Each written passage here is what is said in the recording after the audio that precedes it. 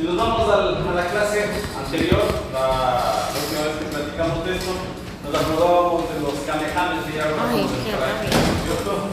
El objetivo de esto es que usted tenga una muletilla para que recuerde cosas fundamentales que después le van a ayudar a interpretar situaciones inmediatas. Por ejemplo, si es que yo digo que hay un individuo que ha sufrido una lesión a nivel del segmento S2 con daño del núcleo autónomo, usted, por los kamehames, doctora, sabe que el núcleo autónomo dañado sería ¿de qué sistema? ¿Simpático o parasimpático? Hay un individuo que presenta una lesión a nivel medular, que es en el segmento S2. ¿Ya? La lesión que presenta es del núcleo autónomo. ¿Cuál sería el sistema nervioso afectado? ¿Simpático o parasimpático? ¿Ah? Menos. Si no está ahí, mama, ¿no es cierto? ¿Por qué sería el parasimpático? Sistema nervioso simpático en el sistema nervioso central, distribución tóraco-lumbar. ¿Y el parasimpático? Cráneo sacro. ¿Ya? Entonces esas cosas las necesitan tener presentes para que puedan interpretar. Ahora sabemos que el alivio, el irse del 2, el relajarse, ¿no es cierto? Y evacuar son parte de una activación de un tipo de sistema autónomo, ¿no es cierto? ¿Cuál sería la relajación, recuperación, la evacuación del 1 y el 2, doctora? ¿Sistema nervioso simpático o parasimpático? ¿Perdón? ¿Por qué? ¿Qué hace el parasimpático? ¡Qué mal apellido! Menos. Vamos, a ver. El de alertar, básicamente. ¿Ah? El de alertar, básicamente. El parasimpático genera alerta. Relajación. Relajación, entonces solamente le sirve pasillo ahora. No, pero es que realmente son se dan eventos en los que uno está tranquilo, se queda el simpático. Y el parasimpático. El simpático, ¿qué es? Alerta, peligro. Se activa cuando el chorro le cae encima con el cuchillo tramontina. ¿Sí? El parasimpático se activa cuando usted tiene que reponer las energías que consumió en el estado de alerta. ¿Ya? Entonces miren cómo ese jueguito les puede ayudar. Entonces podemos también colegir que un órgano ha presentado una alteración funcional simpática. ¿Ya? Esta alteración funcional simpática se debe al daño en unos ganglios paravertebrales. ¿Ya? Y por lo mismo, la alteración se da en ramos ganglionares largos que llegan al plexo que se forma delante de las vértebras. Diríamos entonces que el daño en estas condiciones, por esta topografía, pertenecería al sistema nervioso simpático o parasimpático, doctor. No le apunte a lo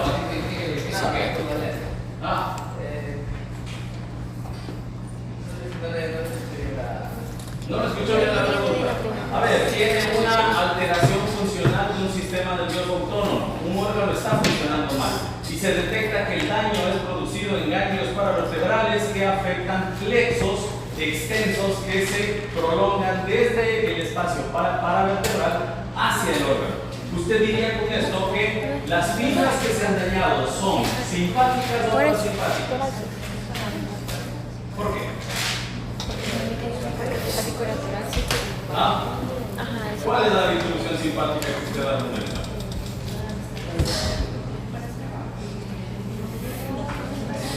¿Me adivina o me gana con el chiripas? No sabe.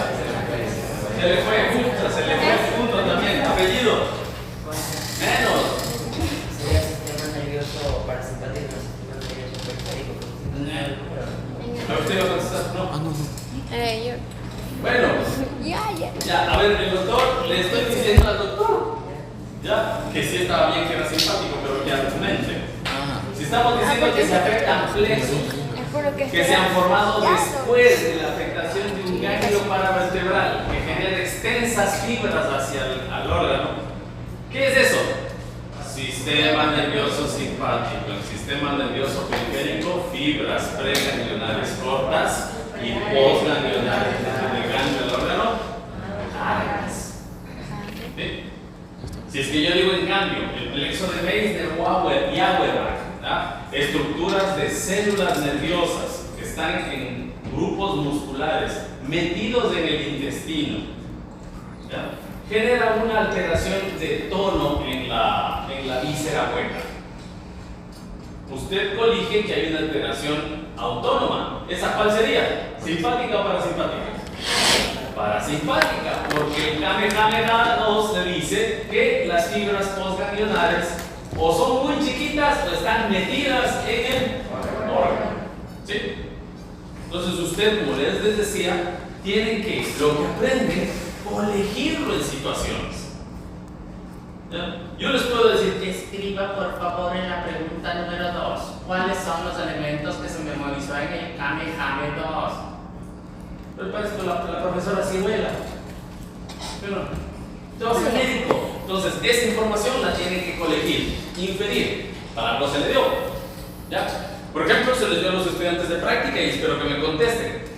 Si es que los doctores que tuvieron práctica el día lunes, si es que hay una lesión en la vértebra C4, yo sé que por crecimiento, diferencia de crecimiento, hay una desproporción en el crecimiento entre el sistema nervioso y vértebras, no se corresponde la vértebra con el nivel. Entonces, si es que se da una fractura de C4, el segmento medular afectado será ¿cuál? Levánteme la mano y explique. Doctor. C5. ¿Por qué? Porque la espina vertebral, La espina vertebral. la columna La columna vertebral no creció tanto como el así que está sobresaliendo. no creció tanto como que.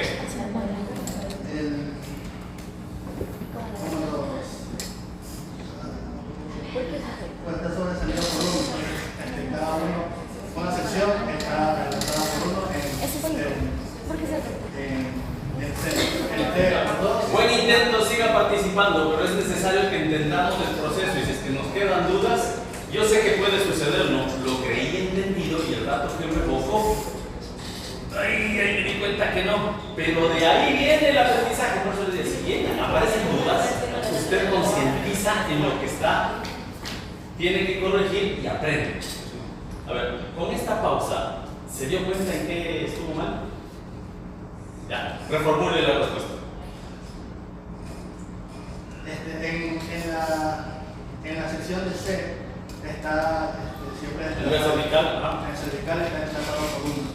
Así ¿Por que, qué? ¿Por qué aumentó uno? Porque está sobrepasado, está por encima del látex. Hay una sección más. ¿Hay una sección más por encima de datos? Sí. Así que cuando Ya. está en la sección de datos. ¿Alguien que recuerde, me puede explicar mejor? Sí.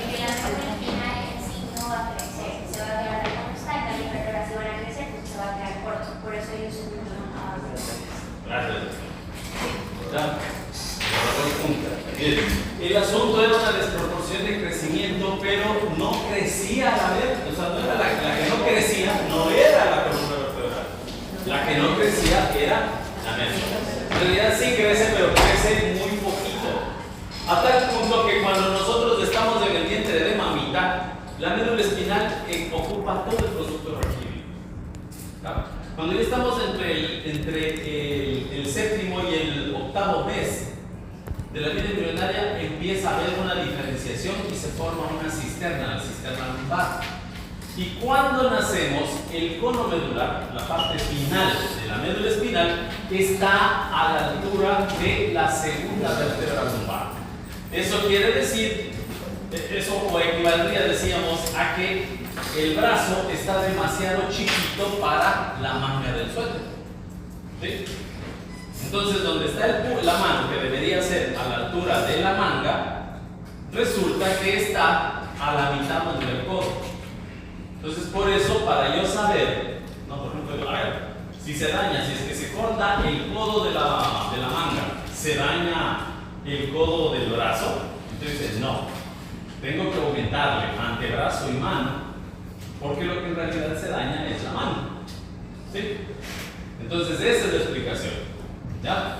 No es que haya un espacio más en la médula espinal a nivel de cervicales, sino que no hay un crecimiento igual entre el espacio entre los componentes óseos y el componente nervioso del organismo. Bueno, entonces después de hacer un breve repaso para hacer calentamiento, enfoquémonos en describir esto por sectores. Vamos a describir algunas cualidades muy rapidito del sistema nervioso central y periférico y algunas cualidades corticales para tratar de alcanzar a hacer una introducción a la parte de desarrollo y citología, para abordarlo después de eso de lleno a médula espinal. No me griten, no me acribillen ni me crucifiquen, pero les va a tocar sacarse la batimadre. ¿Sí? Así que por favor comprométanle a su novia, a su novio, hagan harto tranquilito y van a tener que ver harto bien. Y me va a tocar mandarles tareas para que usted sustente lo que está revisando. Ya, se gana puntitos, ve un poquito de Felix. Les repito, aproveche el video, pero sin ponerse a sacar apuntes, pausando, haciendo pausas a cada rato. Debe de corrido la película y repítase unas 2 veces. Ahí le va a sacar provecho. ¿Ok? Quien encuentre fallas o incoherencias, tráigalas a colación en clase. Corregimos y todos aprendemos. ¿Sí? Nadie se queda con la falla. ¿Listo? Todo eso va a ser reconocido en puntaje. Entonces vamos a eso. Vamos a hablar primero entonces del sistema nervioso central. El sistema nervioso central, como sabemos, es el sector. ¿Cuál sector es? Dentro del sector de organización ambiental, ¿qué sector es el sistema nervioso central, doctora? El intercalado. El sector intercalado. ¿Apellido? Trujillo. Trujillo más. ¿Sí? Este sector intercalado entonces implica que es esta serie de neuronas que se interconectan entre sí, que generan decusaciones y que pasan información, tanto entre ellas como hacia los segmentos superiores y los segmentos próximos, ¿cierto? Generando esta conexión intersegmentaria y suprasegmentaria.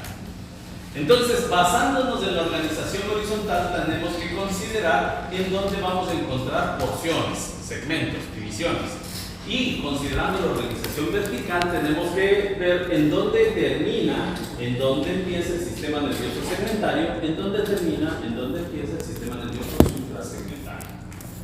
Pero el momento en el que vamos a dividir, tomando en cuenta esa organización, tenemos que ver cómo se divide por aspecto. ¿Ya? Como decíamos en la práctica, como hicimos esa alegoría acá, si es que mamita nos manda una banana envuelta en aluminio, tendremos que ver de qué mismo está hecha esa banana, ¿cierto? Entonces, ¿por qué les digo esto? Porque la primera visión con la que nos vamos a topar de este sector intercalado es por lo que está contenido en cada uno de los espacios óseos, lo que se ajusta a la configuración externa. Entonces vamos a tener la médula espinal que está contenida en el conducto raquídeo y el otro componente va a ser el encéfalo contenido en la cavidad craneal. ¿Sí? Dentro de eso vamos a ver que la médula espinal pertenece al sistema nervioso segmentario o suprasegmentario. Doctora, ¿segmentario o suprasegmentario? La médula espinal. ¿Ah? Segmentario. Segmentario. Listo, ¿se acuerdan cómo se llaman los segmentos de la médula espinal?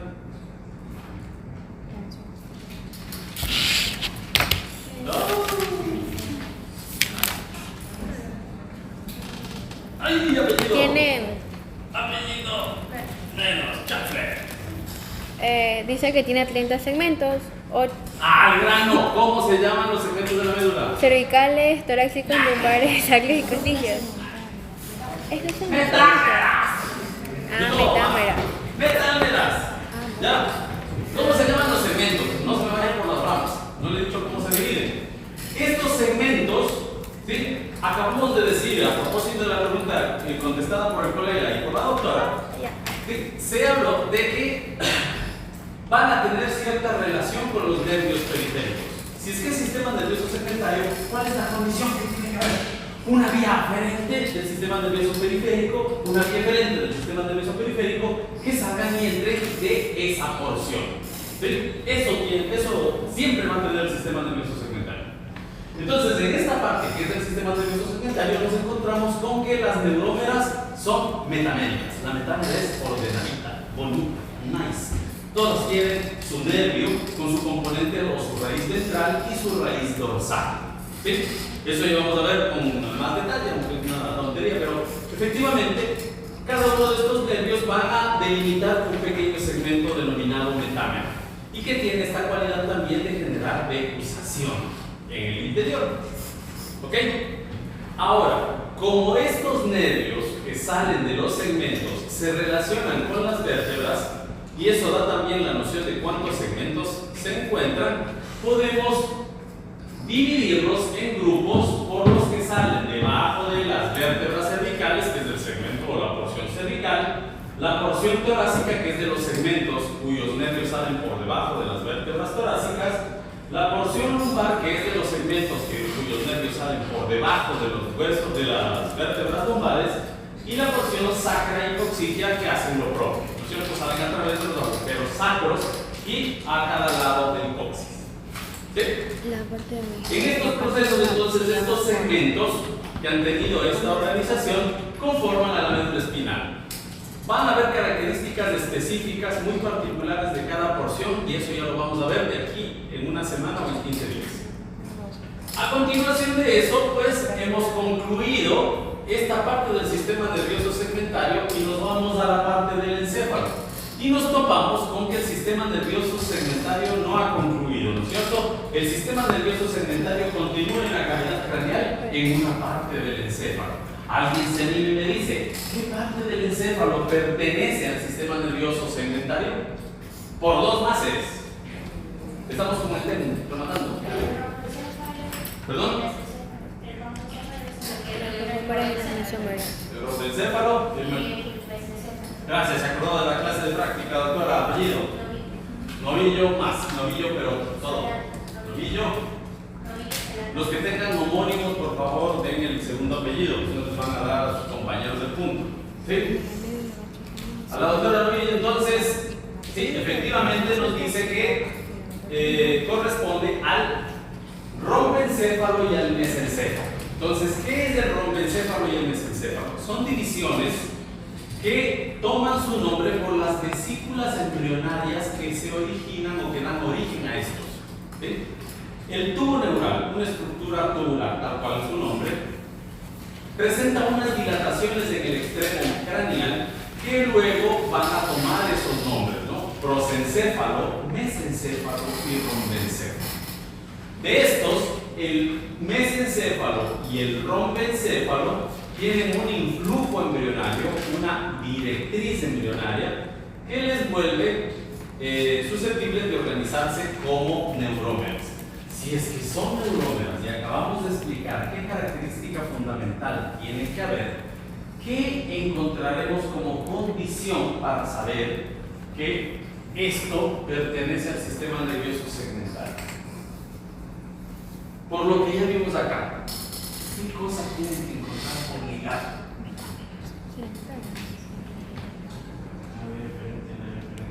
Es decir, está bien.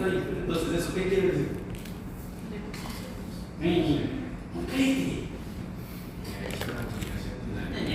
No poesía barata. Ya, necesita una vía aferente del sistema nervioso periférico y un eferente.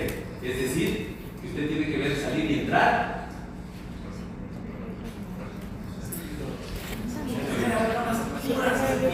Ya, recupérese.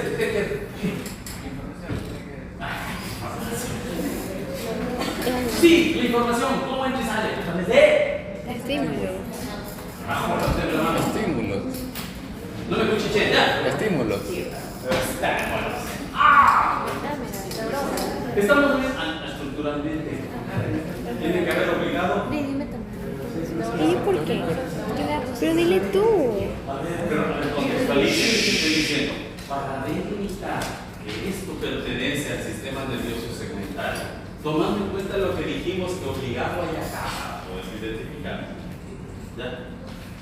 Si es que esto pertenece al sistema nervioso segmentario, es decir, el rompencéfalo y el mesencéfalo pertenecen, ¿con qué se van a topar? ¿Con qué estructuras que permitan entrar y salir? Aferencias y diferencias.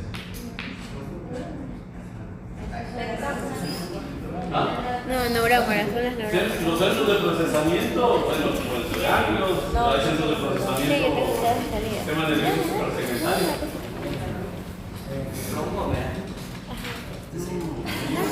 Ese es el nombre de los segmentos de esa porción. Las neurómeras. No. Sí, ves. Ya. Pero, ¿y el ganglio con qué? Ah, ganglio cerebral. Carajo, nervios.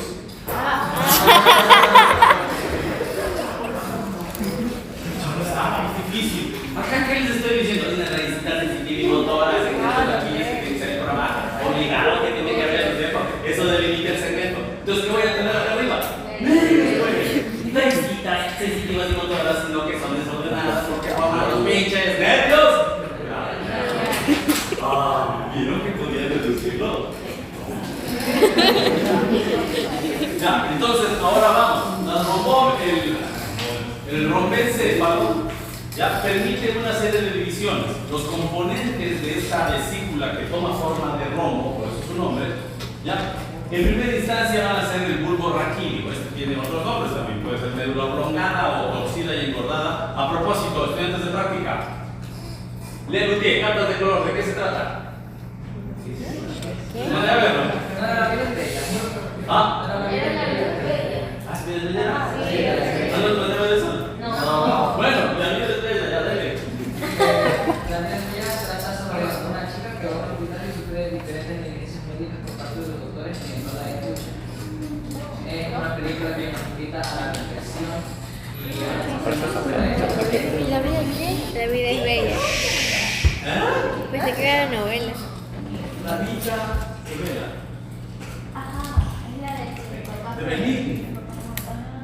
Antonio Benigni.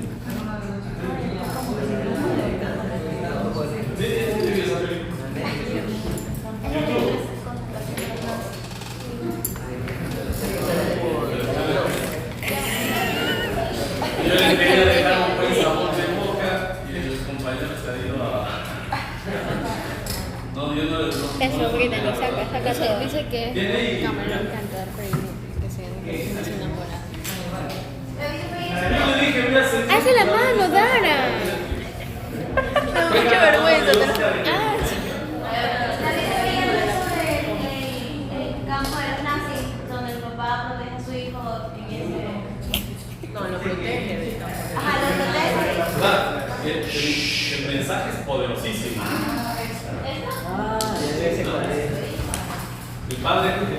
El padre lo que logra es que el hijo no se dé cuenta que estaba ahí. Aquí está. Entra. Vas a ver. ¿Qué pasa en la Incluso la adversidad y el aislamiento de la suerte le tuvo al niño creyendo que estaba en un parque de diversiones. Bueno. Ah, ¿cómo?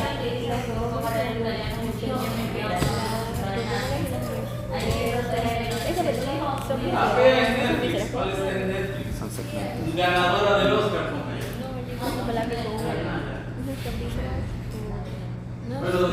Pero que haya salido la película, no sé cuál.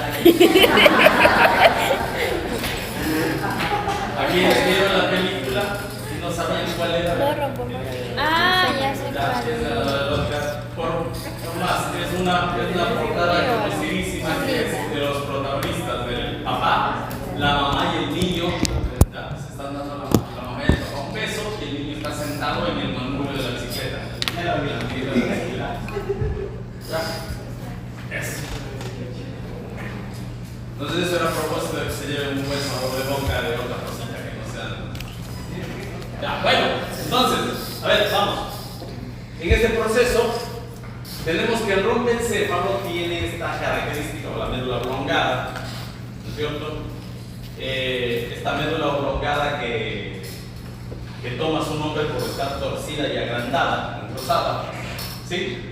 Denominada también bulbo raquídeo, toma el nombre también de mielencéfalo. ¿Por qué se llama mielencéfalo? Por lo mismo, mielo es médula, ¿sí? Entonces, al tomar el nombre de médula oblongada, es otra forma de llamar.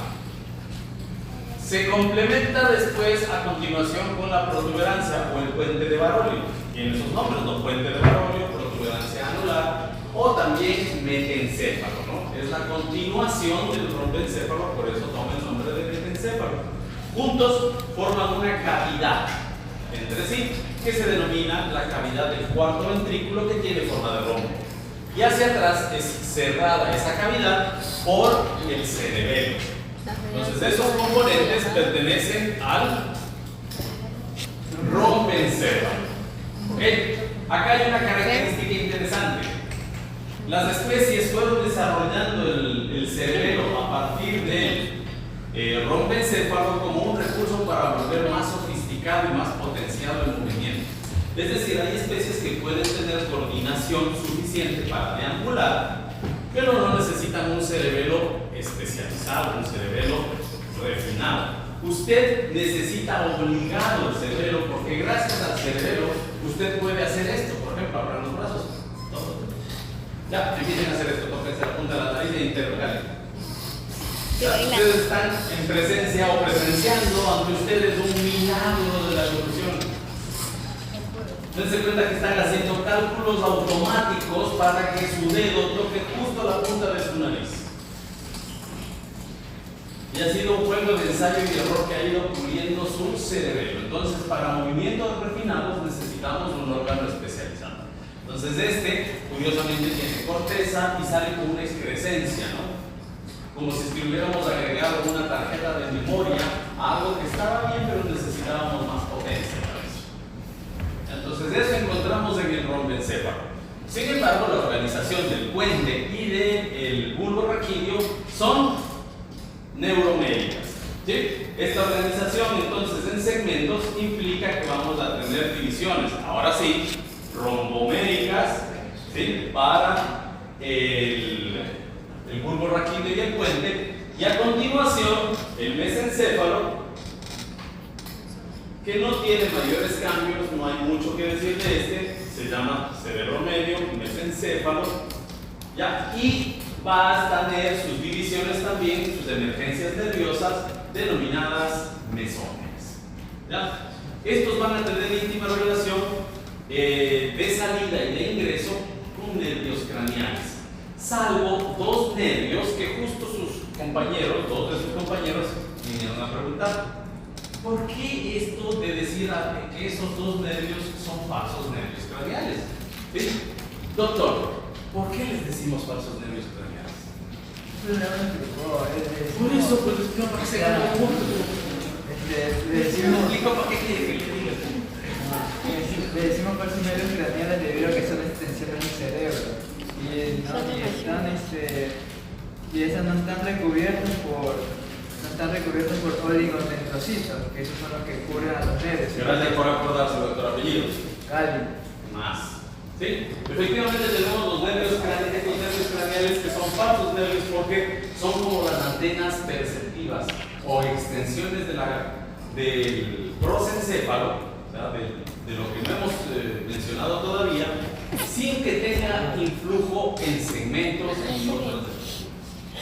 Y son solo perceptivos, solamente de entrada, no para ejecutar. Entonces, no cumple las características de neurómero, no tiene las características de organización horizontal.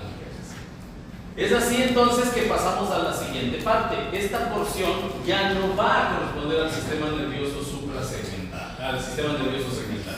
Esto corresponde al sistema nervioso suprasegmental. El sistema nervioso suprasegmentario está conformado por dos componentes: el diencéfalo, ¿ya? Porque se forma una vesícula central en la punta del desarrollo embrionario, y a partir de se desarrollan dos orejitas como de Mickey Mouse a los lados. Entonces toma el nombre de diencéfalo porque desde este punto central se divide el telecéfalo. ¿Qué? Entonces estas orejitas de Mickey Mouse dan origen a los hemisferios y se llama telencéfalo porque es la parte más alta y más distante, más elevada del sistema nervioso central. ¿Ya? Entonces, diencéfalo y telencéfalo forman en conjunto lo que denominaremos prosencéfalo. ¿Ya? ¿Qué otros nombres toman? Cerebro. ¿Apellido? Rodríguez. Gracias, doctor. Entonces, ¿cuáles eran los elementos del cerebro? El diencéfalo y el telecéfalo.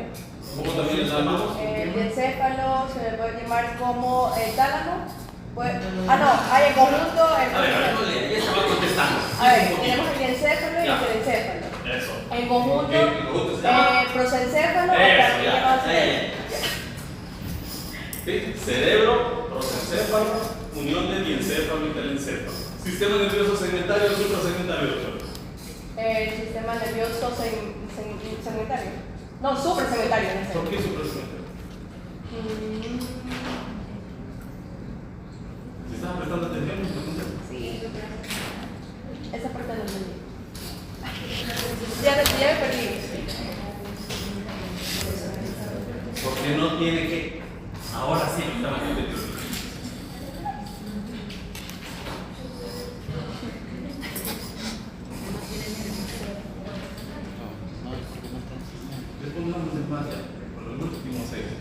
Doctor, ¿Es porque no está en segmentos? no tiene neurómeros. No tiene neurómeros. Ah, pero si dijo pues los nervios falsos. Sí, que acabo de decir. Son extensiones del cerebro. Son prolongaciones. ¿Ya? Y sus características histológicas, funcionales y estructurales no son las mismas. Ni siquiera su desarrollo o su origen embrionario. A la doctora póngale más. ¿Sí? Ya fue la pregunta que se me pierde. Está queriendo ver los apuntes, doctor. Sí, entonces, acá lo que hacíamos alusión, ¿no es cierto? Miren, en el desarrollo embrionario, aquí podemos ver el embrioncito, tenemos esta estructura de aquí, que es un señalizador celular que se denomina notocorda, y es la que manda las señales químicas al tubo neural para que se organice en médula espinal o componente distal de la segunda neurulación, ya veremos qué es eso.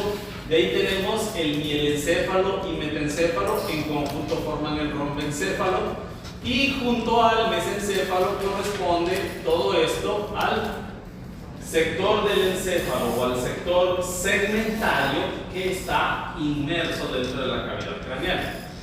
Este componente, por tener esas cualidades y ser influido por este componente estructural denominado notocorda, también se llama cortencéfalo. ¿Sí? Repito, tenemos esto que es el céfalo. Este es un señalizador denominado notocorda. La notocorda hace que la médula se divida en metámeros, pero también hace que el mielencéfalo, el metencéfalo y el mesencéfalo se divida en neurómeros, ¿cierto? Trombómeras y mesómeras. ¿Sí? En resumidas cuentas tendremos el rombencéfalo y el mesencéfalo que pertenecen al sistema nervioso segmentario. ¿Ya? Tienen organización segmentaria. Por eso es que los autores le denominan cortencéfalo. ¿Ya? Y entonces, ¿cómo quedará esta parte? El diencéfalo y el telencéfalo que está saliendo acá como cerebro de alguien, ¿no? ¿Sí? Esto toma el nombre de prosencéfalo, cerebro, y para términos de describir que no tiene influjo notocordal y no tiene segmentos, también le denominan acroencéfalo. ¿Sí? ¿Por qué se llama acroencéfalo? Porque el prosencéfalo es la parte más alta, más acra, es la central de mando y no necesita de nervios motores, ¿no? Él da las órdenes a los segmentos para que los segmentos sean los que chambeen ahí, camellen. ¿Ok? Entonces ya con esta revisión de los componentes vamos a hacer la revisión de algunos puntales en las estructuras que vamos a ir viendo en cada uno. A nivel de la médula espinal, consideremos que si es sistema nervioso central, siempre veremos configuración externa y configuración interna. La configuración externa o descripción implica que tomemos en cuenta que la médula espinal estará contenida en el conducto vertebral rodeada de meninges, ¿sí? La dura madre, que es la más externa y tiene origen en el tejido conectivo, y la aracnoides y pía madre, que se llaman leptomeninges, que tienen origen en el tejido nervioso. ¿Sí? ¿Qué importancias tiene esto? Ya vamos a ver. Tiene muchas importancias funcionales. Leptomeninges es porque son delgadas, son finas y están adosadas al sistema nervioso. La dura madre también se llama paquimeninge. Paquimeninge, igual que paquidermo, quiere decir, paquidermo es piel gruesa. La dura madre o paquimeninge toma ese nombre porque es una meninge gruesa, fibrosa, parece papiro. Ya lo vamos a ver en práctica, eso es como un cuero de zapato. ¿Ok? De ahí el líquido cefalorraquídeo, en cuanto a configuración externa, estará en qué espacio. Vamos otra vez.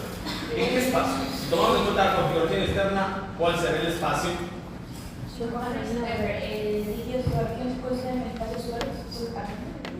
Configuración externa, pues estamos bien. ¿Sí? ¿Más? Sí. El espacio subaracnoideo será el que contenga el líquido cefalorraquídeo, que funciona como un sistema de acolchado, de limpieza, de drenaje, incluso del sistema nervioso y concretamente de la médula espinal. A este nivel. ¿Listo? Bueno, aquí estamos. ¿Ya? Eso cuanto hemos hablado de la configuración externa. La forma va a ser cilíndrica, tachada un poquito de adelante hacia atrás, con un extremo que se continúa con la médula elongada, que es el extremo craneal, y un extremo caudal que está a nivel en el adulto de L1. Bien, aquí en la médula se queda cortita, aquí nos encontramos con todo, con el cono terminal, y aquí podemos ver este espacio de subaracnoideo vacío, solo con raíces nerviosas que toman el nombre de cisterna lumbar. ¿Por qué es importante considerar eso? Cuando usted esté con un bebito recién nacido o si es que es prematuro y le dicen, bueno doctor, por favor haga una punción lumbar, usted tendrá que seleccionar por palpación el espacio vertebral ideal. Usualmente a un adulto le pinchamos entre L3 y L4. A un niño no lo van a pinchar a ese nivel. ¿Qué tienen que hacer? Tienen que bajar uno o dos espacios hasta L3 o L4, L3 o L4 hasta acá, tendría que echar L4, L5 o L5S1. ¿Por qué tendríamos esta precaución?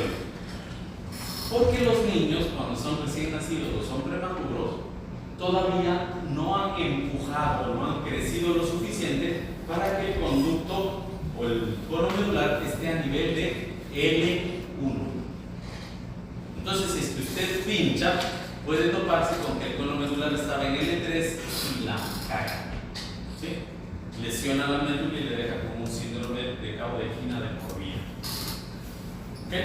Si es que es un adulto, donde si le mandan a pinchar, es una persona estándar, usted pincha por seguridad entre L3 y L4, o mejor si es que es entre L4 y L5.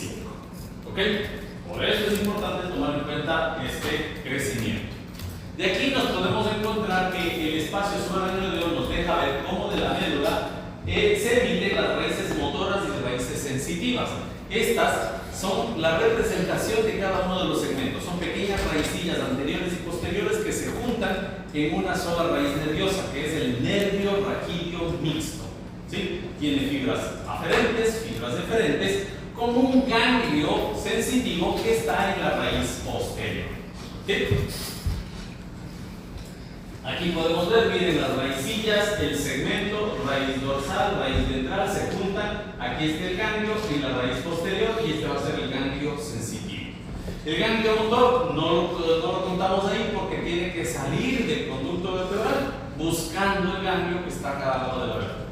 ¿Sí? Entonces, cuando hablamos de médula, para que nos acordemos de la organización de metámeras, pues nos fijamos en las raicillas. En la raíz posterior, que es aferente, la raíz anterior, que es deferente, y el ganglio sensitivo que está en esta raíz posterior. ¿Ok? Juntas, con fibras aferentes y eferentes, viscerales y somáticas, forman un nervio mixto del uno y del otro lado. ¿Cómo van a estar las divisiones? Pues vamos a ver más adelante que las divisiones, dependiendo de si cervical, dorsal, lumbar, sacro o coxigio, van a ser 8 pares, 12 pares, 5, 5 y 1. ¿Sí? Lo que da una suma de 31 pares de nervios raquídeos. De nervios raquídeos. Ya dije que más. Muy bien, en la configuración interna que corresponde a la estructura, ¿qué tenemos que ver en la médula espinal? Sustancia gris en el centro. La sustancia gris que va a ser la representación de las centrales de procesamiento en el sistema nervioso central. Es decir, la sustancia gris va a estar poblada de ¿qué? Levantándome la mano y ya en su más a huevo. Las células sensitivas y motoras. ¿De qué parte de la célula? Células neuronales. Sí. Es la unidad de función del sistema nervioso. Eso quiero escuchar. ¿Sí? ¿Dónde es más? ¿Sí? Del pericardio, los somas neuronales. ¿Por qué tenemos que hacer esta distinción? Porque va a haber células, hay células pequeñitas que tienen ahí su pericardio, pero tienen prolongaciones pequeñitas también que se quedan en la sustancia gris. ¿Sí? Tenemos la sustancia gris que se forma, ¿no es cierto?, en la médula espinal con un área central que se llama comisura gris, unas astas dorsales, unas astas ventrales que le dan este aspecto característico de H, ¿ya? Y un conducto que está en el centro denominado conducto ependimario o conducto central. ¿Sí?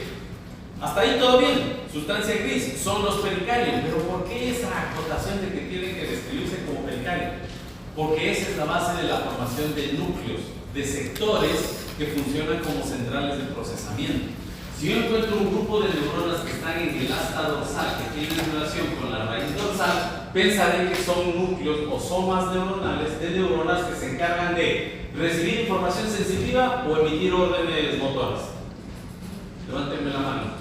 A ver, ¿cómo? Recibir información sensitiva. ¿Por qué? Porque en lo que es ventral se encarga de lo que es más las motoras, que son diferentes, envían la señal motora. Así de fácil, ¿no? Es obvio. Gracias, doctor. Más. Entonces, ¿y por qué insisto en esta asociación? Porque usted va a ver que la sustancia gris está rodeada de sustancia blanca. Esta sustancia blanca forma cordones, ¿sí? Cordón posterior, lateral y anterior. Esta sustancia blanca, en cambio, ¿por qué está formada? Adelante, doctor. Está formado por axones mielinizados. Axones mielinizados, perfecto. Doctor Cali más. ¿Sí? Estos axones mielinizados, ¿qué otro nombre toman? Fibras nerviosas. Con líquidos en vaina No, de tiene que ser más específico. Haces o pasivos. Haces o pasivos. Gracias, doctora. Más. Haces o pasivos. ¿Apellido? Mejillones. Más. ¿Sí? Entonces, ¿por qué esa acotación? Porque cuando veamos sustancia blanca tenemos que pensar en que son fibras que están ascendiendo y descendiendo en la médula espinal y que tienen la cualidad de tener un lípido, un fosfolípido denominado mielina. Esa mielina es un potenciador, es como una cinta aislante que acelera, que le vuelve 2.0 a la vida. Y las más viejitas no tienen ese tipo de cobertura y son más lentas. ¿Okay? Entonces, por eso es que hacemos esa acotación. El conducto ependimario es la prolongación del espacio que queda del tubo neural, que en el periodo embrionario se lo puede ver, y como decíamos, bueno, acá tenemos las columnas octogonales.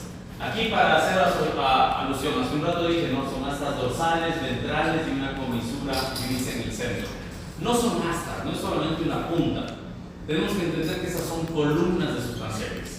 Que de un segmento de acá a un segmento que venga acá atrás o uno que esté acá adelante son solamente continuación, o sea, son columnas grises, pero nosotros al hacer un corte en algún segmento podemos ver las astas dorsales y las ventrales.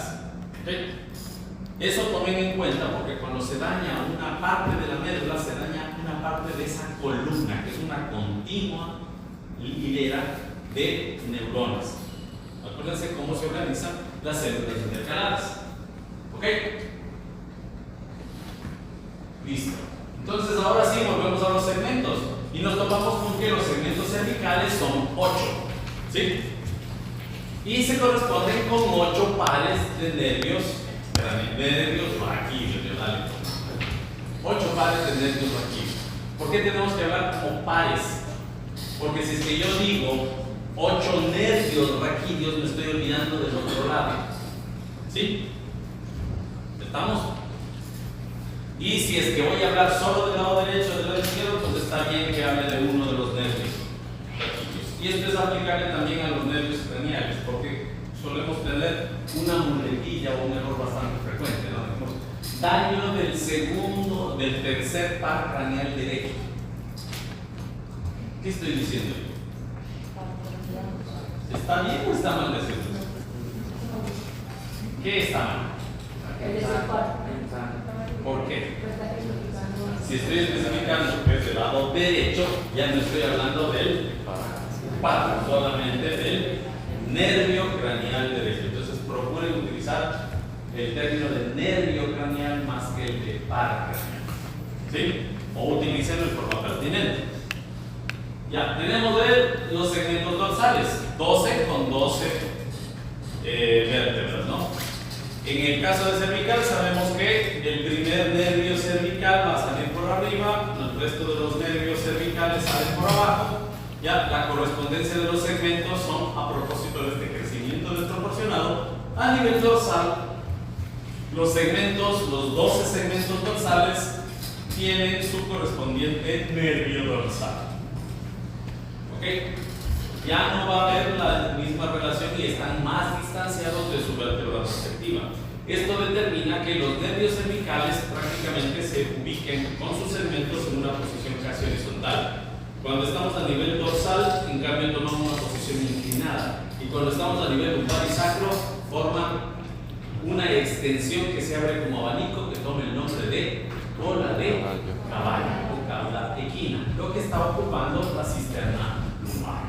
Y ahí tenemos entonces los segmentos lumbares y sacros, 5 para cada uno, y a nivel de segmentos coxígeos, que para un solo nervio coxígeo que sale de estos segmentos hay 4 segmentos. Entonces, ojo, 4 segmentos coxígeos, un solo nervio coxígeo que recibe la información de esos segmentos.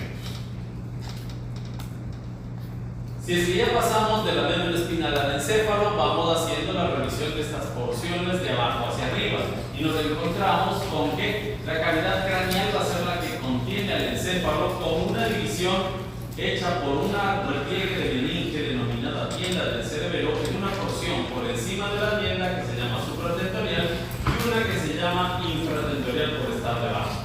Si ven acá la médula, se continúa con el rombencéfalo conformado por la médula oblongada, mielencéfalo o bulbo raquídeo, el puente de Barolio, protuberancia anular o metencéfalo, que juntos dejan este espacio en forma de rombo al ser cubiertos por el cerebelo. ¿Ya? Seguimos al mesencéfalo, que se acá se tiñe de verde, y justo a este nivel hay una escotadura que hace la separación entre este espacio infratentorial y el espacio supratentorial. Aquí en naranja podemos ver el diencéfalo. El diencéfalo en su porción central toma el nombre de tálamo. Está representado por un grupo o un núcleo grandote denominado tálamo. Se extiende hacia adelante con el hipotálamo y hacia atrás con el epitálamo. ¿Ya? El hipotálamo se relaciona con una glándula, la hipófisis. Y el epitálamo también se relaciona con una glándula que es la pineal, ¿sí? O epífisis. De ahí podemos ver cómo del diencéfalo crecen los hemisferios cerebrales, los del encéfalo, aquí podemos ver el cuerpo calloso y la corteza cerebral. ¿Ya? Veamos que hay corteza cerebral y corteza cerebelosa, las dos como extensiones últimas del desarrollo, el uno para la coordinación del movimiento y el otro para el procesamiento general de las funciones nerviosas. Aquí entonces, ¿qué vamos a considerar? El espacio va a seguir siendo el espacio subaracnoideo, donde está el líquido cefalorraquídeo. Las coberturas meningias van a ser las mismas. Las divisiones ya las conocemos de sobra. Nos encontramos en el bulbo raquídeo, médula oblongada o mielencéfalo con algunas cualidades, ¿no? El bulbo raquídeo primero es una continuación de la médula casi indistinguible y después se va a abrir la cavidad. Entonces vamos a tener una parte de bulbo cerrado y una parte de bulbo abierto al cuarto ventrículo. La cavidad que se forma entonces es el cuarto ventrículo. Vamos a ver, acá tenemos, ¿no? Este es el cuarto ventrículo, el bulbo raquídeo, protuberancia anular, y acá tenemos el cerebelo. Aquí nos llama la atención, es importante que recuerden algo, que va a ser una constante. La sustancia gris, donde están las neuronas, siempre van a estar pegadas o cerca de la cavidad. Y siempre en la periferia, y esto por embriología también, tiende a ubicarse la sustancia blanca, como una médula espinal. ¿Ya? La única situación en la que eso no pasa es donde hay corteza, porque ahí, donde hay corteza, va a haber núcleos de sustancia gris pegados a la cavidad, pero también va a haber sustancia gris en la periferia. ¿Okay? De una u otra manera, como sin corteza, la sustancia blanca siempre estará ahí como puente de conexión. Entonces, vemos que el rombencéfalo va a estar conformado por mielencéfalo, metencéfalo, una cavidad, la sustancia gris alrededor de esta y acá pues el cerebelo cubriendo esa cavidad. Podemos ver que el cerebelo ha sido cortado justo por su línea media. Esta estructura, cuando lo veamos, tiene la forma como el gusanito, como el cuerpo de una polilla. Por eso se llama vermis, de verme, ¿no? A mí. ¿Ya? Y los hemisferios cerebelosos tienen el aspecto como las alas de la polilla. ¿Okay? Si es que le vemos en perspectiva. Entonces, por eso es que esta estructura que aquí no parece, pues en realidad se denomina vermis. Y al corte da este aspecto como de lejito, como de hojita o como de ciprés, un arbolito ahí. Se llaman arces, creo. ¿Ya? Por lo que a esta parte, al vermis cortado, se le denomina árbol de la vida. Y a esos repliegues que parecen las ramitas y hojas se les denomina folias. ¿Okay? Como decíamos, siempre, aunque encontremos corteza, vamos a encontrar sustancia gris. La sustancia gris está próxima a la cavidad. Cerca del cuarto ventrículo vamos a encontrar núcleos cerebelosos que incluyen el núcleo fastigio, el núcleo infundibular y globoso que forman el interpósito y los núcleos dentados. No es importante que se sepan eso, pero sí que se acuerden lo primero, ¿no? Lo fundamental. Sustancia gris siempre cerca de la cavidad y alrededor siempre va a haber sustancia blanca. Excepcionalmente, donde haya corteza, vamos a encontrar en la periferia más extensa sustancia gris redondeada. Nos vamos al mesencéfalo y ahí vamos a entender que es un punto de conexión entre el rombencéfalo y el prosencéfalo, ¿no? Aquí la cavidad va a estar representada por un ducto que se llama acueducto de Silvio, o casi como una cloaca, como el desagüe de baño. Incluso hay un punto que se llama anus mesencefálico porque nos permite visualizar eso tal cual un pequeño desfogue. ¿Ya? Y permite conectar el cuarto ventrículo con el tercer ventrículo que se espera acá. El mesencéfalo tiene algo de parecido con la médula espinal, casi no se ha modificado. Acá tenemos la sustancia gris siempre alrededor de la cavidad. Esta cavidad que la acueducto de Silvio, alrededor sustancia blanca. Destacan algunas características interesantes como estos núcleos, que son los núcleos rojos, o estas estructuras que son la sustancia negra. Todo el resto es fibras y por tanto va a haber sustancia blanca.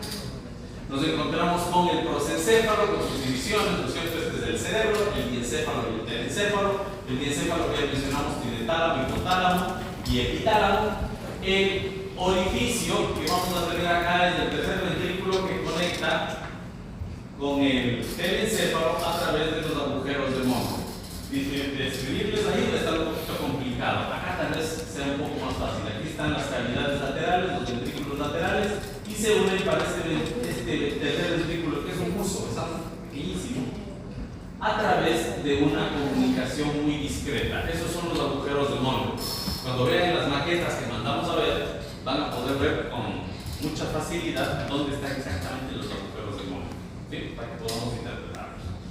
Y de ahí, bueno, pues acordémonos que siempre va a haber sustancia gris en el centro. Miren, aquí están los tálamos, ¿sí? Acá están el hipotálamo, no se ve el epitálamo, sustancia blanca alrededor. Y de aquí en el telencéfalo nos vemos igual sustancia gris en la base, sustancia gris en la periferia porque se ha formado la corteza, y la sustancia blanca rodeando a la sustancia gris del centro, ¿sí? Las cuales son las cavidades del telencéfalo, los ventrículos laterales. ¿Cuál es la vía de comunicación con el diencéfalo? Los agujeros de Monro. ¿Cuál es la cavidad del diencéfalo? El tercer ventrículo. El tercer ventrículo, ¿cómo se une al cuarto ventrículo? A través del acueducto de Silvio. Entonces tenemos la secuencia, ¿no? Ventrículos laterales, agujero de Monro, tercer ventrículo, acueducto de Silvio, cuarto ventrículo, conducto ependimar. A eso le agregaríamos los agujeros de Luschka y Mayen. En su momento los mencionaremos, están más o menos a esta altura y son orificios por los que el líquido cefalorraquídeo que está en los ventrículos sale al espacio subaracnoide. ¿Ya?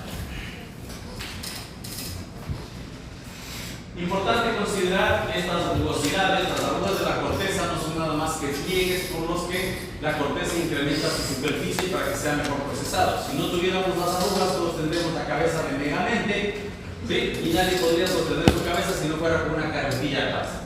Y no se diga cómo nacemos, le patemos de nuestra mamita, ¿no es cierto? ¿Sí?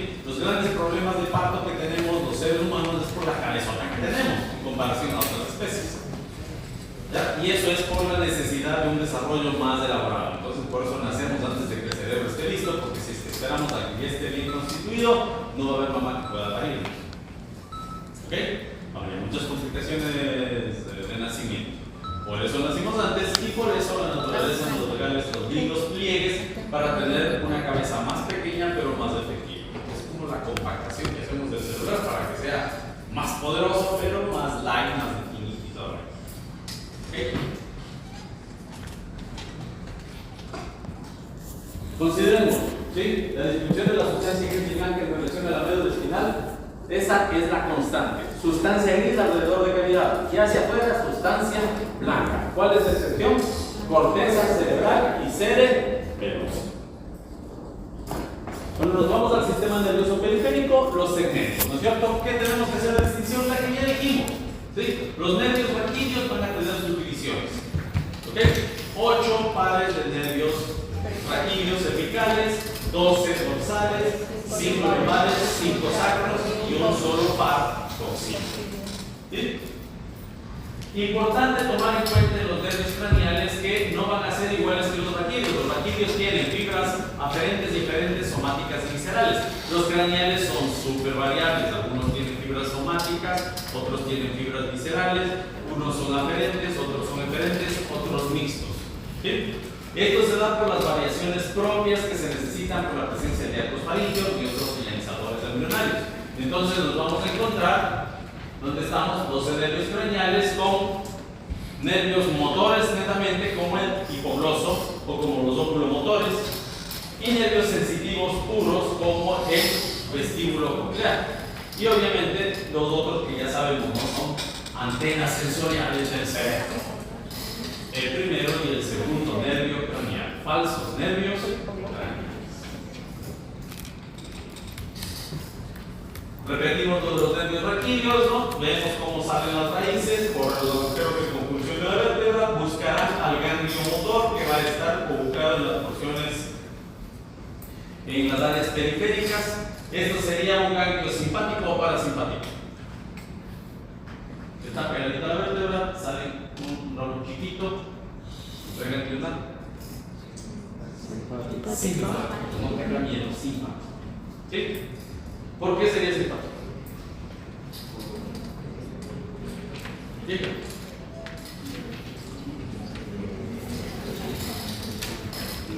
Ay, no les va a funcionar mucho que se me adivinen.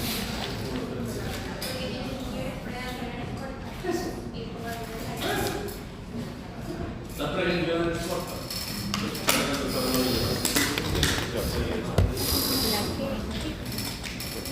Ok, ya mencionamos, ¿no es cierto?, el filo terminal.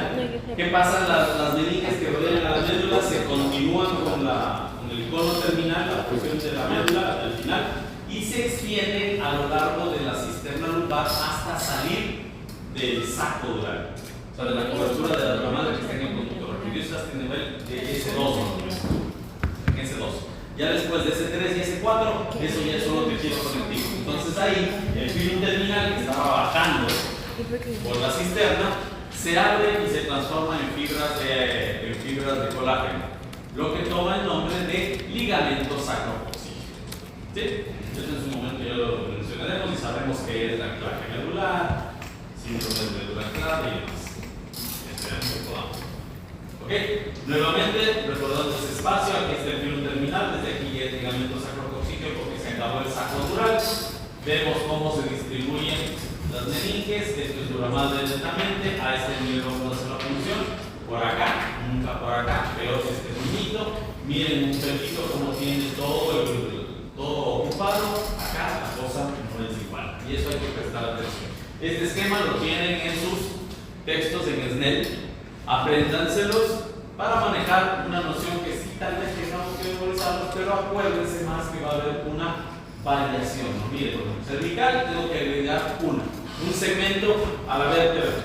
Si es que veo que la vértebra afectada o la vértebra que quiero deducir es C2, tengo que saber que el segmento medular que se relaciona con esa vértebra es C3.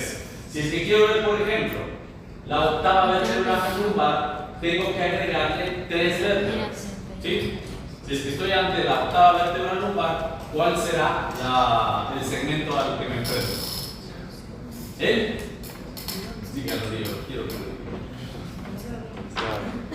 Onceavo. Verán. En eso soy temático, así me muere yo en eso, pues solamente eviten ese sangramiento timpánico. Duodécimo, undécimo, ¿sí? Décimo tercero, vigésimo, eso es ordinal, ¿sí? Undécimo nervio craneano, duodécima vértebra, doceavo es quebrado, y aquí no estamos partiendo nada, ¿sí?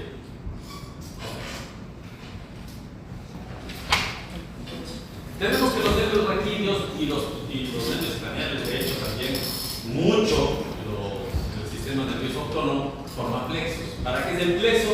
Para redistribuir fibras de maneras diversas. Lo mismo que hace un intercambiador en la autopista. Estamos viendo ese intercambiador que hacen en la plaza de las Américas. ¿Para qué es? Para que no se interrumpan las fibras, no tener que esperar el semáforo. Entonces no tener que hacer esto y luego cortar o pasarme a otra fibra. Simplemente cojo la ruta que más me conviene. Entonces hace lo mismo el plexo braquial, el plexo lumbosacro, el plexo cervical. Al formar asas y vías de conexión, redistribuyo las fibras de acuerdo a mi conveniencia anatómica. ¿Okay? Para eso son los plexos. ¿Nos vamos a centrar en estudiar esto? Lamentablemente no tenemos tiempo, pero esa es la utilidad de los plexos y serán mencionados cuando se necesite. Los ganglios, acordémonos que hay un ganglio sensitivo que es la madre del sistema nervioso, donde está la neurona irritable, la sensitiva, la primera en aparecer. Y el sector periférico tiene a los ganglios motores, que en este caso son autónomos. ¿Dónde estaba la motoneurona somática? Estaba en el asta ventral de la parte motora. Gracias, doctor, por acordarse. Más, apellido. Alvarado. Alvarado. A ver, aparte del asta ventral de la médula espinal, que sería el asta motora, ¿cierto? Tiene lógica. ¿Quién me dice y le regalo un cajón? Aparte del asta ventral de la médula espinal, ¿dónde más habría motoneuronas somáticas? Tronco encefálico. Usted dijo que puede estar en el tronco encefálico y en la porción eferente de las neurómeras. En las porciones aferentes, De las neurómeras. aparte de las astas ventrales de la médula, concretamente, ¿en dónde más los voy a encontrar? En el tronco encefálico, en la porción eferente de las neurómeras. En la médula espinal. ¿Ah? No, ya lo dijo la médula espinal. Tronco encefálico. ¿Perdón? Sector eferente periférico no. En el sector eferente periférico solo tenemos neuronas autónomas. En el tronco encefálico. Las dicen el tronco encefálico. ¿Qué más dijo? Porción eferente de las neurómeras. Porción eferente de las neurómeras. ¿Ah? Prosencéfalo no, eso es central de procesamiento. Son células intercaladas. Neuromotoras. Dígalo formalmente, por eso le estoy diciendo, le regalo un Kahoot. O sea, usted, el próximo Kahoot, así saque 0, tiene 30. Y ya se ve sin número.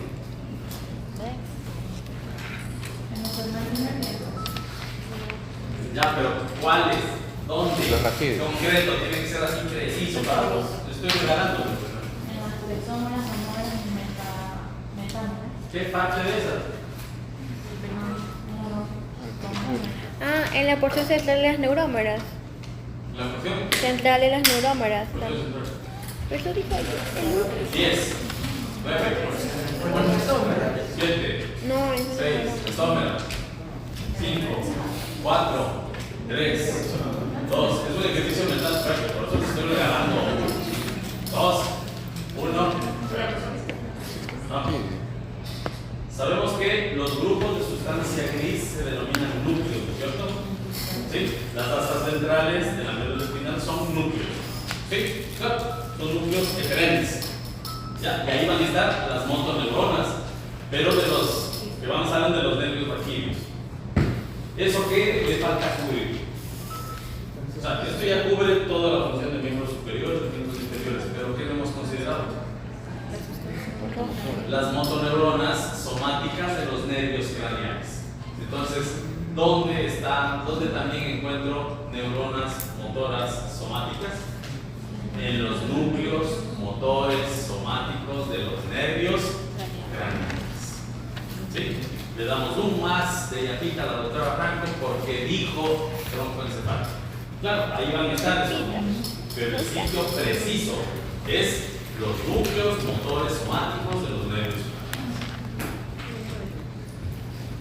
¿Ya? Esa división que ya la sabemos, trabajar el patito más bonito, todos sabemos todo es felicidad. Y eso, queridos doctores, que están representando una diapositiva, es lo que tendremos que repasar. ¿Cuánto nos queda de tiempo, Jessica? No, tiene todavía una hora. ¿Cuánto tenemos? Como una hora.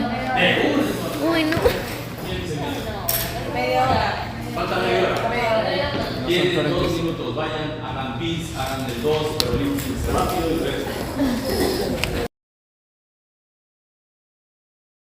¿Sí? Por acá tenemos la segunda notocorda, no tenemos un disciplinario, no importa.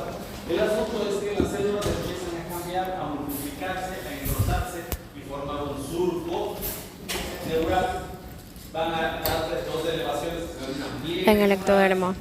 Las partes más altas del pliegue neural toman el nombre de crestas neurales y las células de esta porción se dirigen hacia los lados, se aíslan y permiten que los bordes se unan del ectodermo y este ectodermo cambiado se junta, se cierra formando el neuroectodermo, en este caso ya denominándose tubo neural.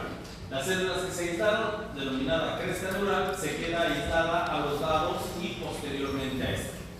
Un dato importante es que hay que tomar en cuenta que el ectodermo cubrió al tubo neural y a la cresta neural y quedó imbuido dentro de un grupo de células que están alrededor denominadas mesodermo.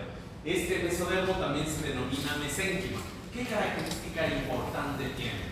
Y que es motivo de mucho estudio. El tejido conectivo, el tejido de relleno que tenemos en todo el cuerpo es un potente señalizador. ¿Qué quiere decir eso?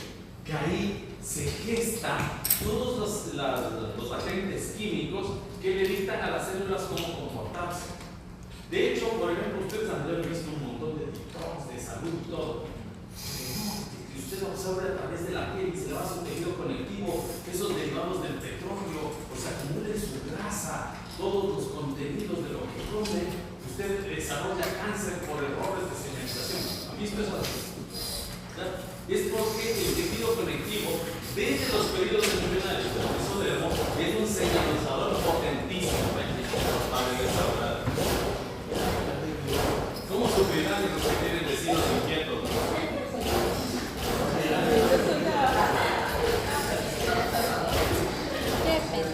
Ya, vecinos. La segunda.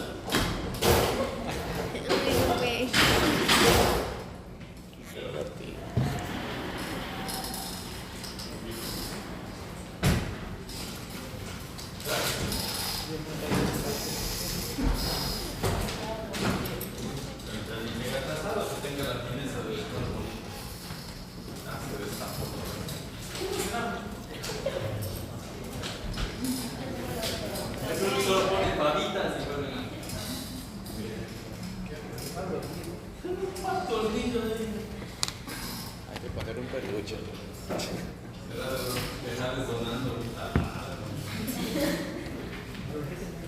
Bueno, entonces, ¿qué característica importante hay que tomar en cuenta de esto? Que el tubo neural, ¿ya? Es la representación de las células que fueron reclutadas por las neuronas sensitivas. ¿Sí? Este tubo neural es el primordio o el gestor, el que va a dar origen a todo el sistema o el sector intercalado, por tanto al sistema nervioso central. ¿Ya? Vemos cómo el tubo neural se va cerrando, ¿no? Como ustedes vieron que se cerró, acá lo vemos. Acá está el tubo neural representado, pero visto desde arriba. ¿Sí? Y de espaldas del núcleo. Entonces se empieza a cerrar en un punto central y se va cerrando hacia arriba y hacia abajo. Como si usted estuviera armando su taco y una empanadita va cerrando allá. Pero cuidado que este cierre parecería que fuera como una cremallera, ¿no? Una cremallera que cierra para arriba y una cremallera que cierra para abajo, dando lugar al neuroporo o un espacio, un poro, un neuroporo rostral, porque mira al rostro, a la porción más anterior del embrión, y neuroporo dorsal de este de acá, ¿sí? Con neuroporo caudal. Ese neuroporo caudal que mira la porción distal a la cloaca del embrión. ¿Ok? Pero no se cierra como un zipper, no se cierra como una cremallera, es más como una botonada. Entonces, como que se van viendo los labiecitos y se van a pegar así, a menos que sea muy metódico, ¿cierto? Habrá pasado que se abotonan en este, que se abotonan de acá, por acá, a veces quedan como tres patines, saben quién es el patines, si saben, por lo menos. ¿Ok? Puede quedarse un cantito, saben quién es aquí. Entonces, sí, a veces no vamos a abotonarme bien porque no tengo buenos señalizadores. Mi mamá no tomó ácido fólico con derecho. ¿Sí? Y aparte de que estoy listo para la Asamblea Nacional, nazco con espina bífida. ¿Sí? ¿Por qué? Porque este botoncito no se usa. ¿Ya? Entonces, el cierre, los mecanismos de cierre que dependen de esos señalizadores, cuando no hay suficiente ácido fólico para catalizar esos procesos, es como un botoncito que no cierra, y por eso aparecen unos boquetes acá que se denominan espina bífida. Si es que incluye la médula, se denomina mielomeningoceles. Si es que no lo incluye, puede ser solo meningoceles, o puede ser una espina bífida oculta que tenga ahí abierta la vértebra, pero no incluya a la médula espinal. Eso ya lo veremos en su momento, o por lo menos se mencionará. ¿Ok? Entonces, ese proceso de cierre progresivo que empezó a inicios a finales de la segunda semana y concluye a mediados de la tercera semana, se denomina primera neurulación. O sea, esos procesos el proceso de neurulación es el que inicia con la formación de la placa neural, el surco neural, el tubo neural, cresta neural. ¿Ok? Simultáneamente con eso y con el cierre, pues, se da la formación de los neuroporos que se terminan de cerrar y la aparición de señalización que identifica estas estructuras. No sé si es que les ven de lejos, pero parecen como unos granitos, como unos cajetitos que se van formando a los lados. Unos cuerpecitos, somitas. ¿Ya? Por eso es que estas estructuras se llaman somitas. Los somitas aparecen al finalizar la tercera semana. Y los somitas se forman en el mesodermo, es decir, en la sustancia, en los grupos de células que están a los lados de estos estructuras. Entonces, esos somitas son células mesenquimales que empiezan a dialogar con la cresta neural. ¿Sí? Y dicen, cresta neural, ¿cómo nos ponemos de acuerdo para organizarnos en segmentos? ¿Ya? Aparece un somita que conversa con un pedacito de esa médula que se arroja. ¿Sí? Y empieza a conversar con un pedacito de la cresta neural. Entonces empieza a darse un tendido de fibras y esta cresta neural se organiza formando bultos acá atrás que luego van a dar lugar a las neuronas sensitivas. Entonces las neuronas sensitivas dicen, bueno, vamos a agarrar este pedacito de somita a los lados y le vamos a organizar. A ver, tu somita vas a dar lugar a la dermis de esta parte del hombro. ¿Sí? Yo soy el segmento C4, entonces tú vas a controlar el hombro. Entonces la cresta neural se organiza y forma el ganglio sensitivo del hombro. Se prolonga el somita y esa porción de somita va a formar la dermis del hombro. Da lugar a los dermatomas. ¿Sí? Entonces, dermatoma, pedazo o tomo, corte, pedacito de piel, sirve para delimitar el sector sensitivo que voy a controlar a través de ese ganglio que se forma. Entonces, de la cresta neural que formó el dermatoma, pasa sus fibras hacia el tubo neural y ha completado la primera parte de la metámera o en general de la neurómera. De ahí el tubo neural dice, bueno, acá tenemos secuestrada una celulita que es la motoneurona somática.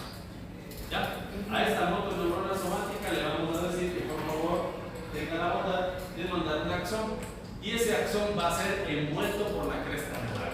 Se forma la raíz ventral, se une a la neurona sensitiva y forma la raíz, el primordio de la raíz nerviosa. ¿Sí? Esa célula motora se dirige otra vez al somita y dice, a ver, somita, tú te vas a llamar esclerotoma y tú miotoma. ¿Sí? Por dictarles para que entendamos más, porque yo solamente les estoy ilustrando o contando lo que ya vieron en los videos, ¿verdad? Todos los videos, se acabaron el fondo de Gremlins. Con una avidez, puta. Si se mandaron toda la temporada.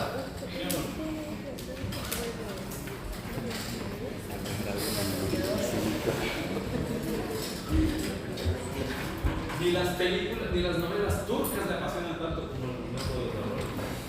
Sí. Tenemos la cresta neural, el tubo neural y el somita. ¿Sí? Esas elevaciones que vemos acá son los somitas. Entonces, ¿qué pasó? La cresta neural dijo, bueno, a ver, este pedacito de acá se va a la piel, va a ser el dermatoma. ¿Ya? De acá, la información que me venga de esta parte es del esclerotoma, es todo lo que va a ser hueso, las articulaciones, el resto del tejido conectivo. Y de aquí, pues, entonces pasa la información para acá, que es el tubo neural, acá están las células intercaladas, empiezan a organizarse y dicen, bueno, entonces hagamos nuestro tendido. Acá tenemos una neurona motora que va a venirse para acá y acá tenemos miotoma. ¿Sí? Miotoma. De este somita se va a formar el músculo estriado. Entonces miren cómo se formó la metámera, cómo se formó la neurona. Mantenemos la organización. Por eso la cantaleta que nos ha llevado hasta esta semana. ¿Sí? En el desarrollo embrionario, como les dije, se ve la filogenia de todo lo que estudiamos y se representa acá. ¿Sí? El desarrollo del tubo neural y de la cresta neural nos permite delimitar el sector sensitivo periférico, el sector motor periférico, que es influido por la cresta neural, el sector intercalado, que está representado por el tubo neural, y cómo este ha logrado, a través de la captación de grupos de células de los somitas, dar orden, organización e inervación adecuada a la piel, estructuras internas y órganos efectores. El siguiente paso es que de aquí algunas células vayan entendido y busquen células de la cresta neural que empiezan a migrar a las porciones ventrales y forman ganglios. Este ganglio ya no va a ser sensitivo. ¿Será qué será? Ganglio motor somático, ¿cierto? Por supuesto. ¿Quién me dice que es somático? Repita. Argumentenme. Todos los que movieron la cabeza. Ahora no me mueve la cabeza porque me veo cargado. ¿Por qué no es somático? A estas alturas le deben saber, carajo. No me deprima. Siéntate, por favor. Le juro, me suicido ahorita.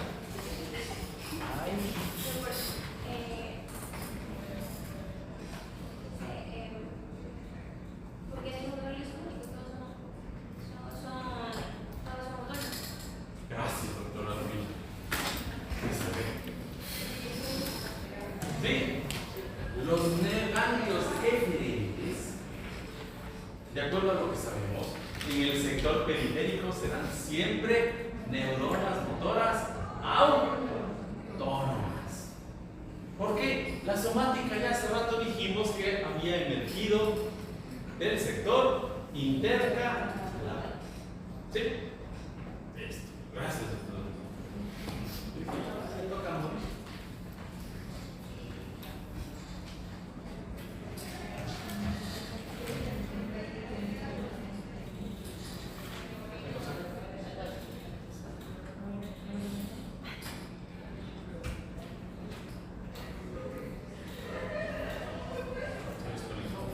Otra vez.